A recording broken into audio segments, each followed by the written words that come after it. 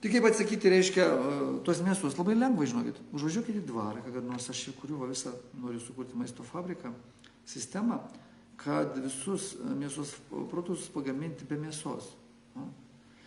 Va šiandien stovykloje vaišinau su mažu 10 gabaliukų, kaip mėsa, ne? Va, paskui vaišinsiu šašlykais. Jo, tikrai, iškepsiu vieną dieną. Mėsos ten ne gramo. Paskui ikrais vaišinau, atrodo kaip žuvis, ne? Ten žuvies iš jokios nėra, va, matot. Jūs tiesiog turite išmokti gaminti. Gal rudenį aš turėsiu laiko, padarysiu vegetarinius kursus, va, galite atvažiuoti. Yra internete daugybė receptų, reiškia visko, reiškia analogija, reiškia mes padarėm net kepsniukus, yra kepsneliai tokie kaip šniceliai, kaip kotletai, va, 4 išleido tokią pakutę šalyti. Va, galit pasikepat kaip kepsnelį, neatskirsit visiškai.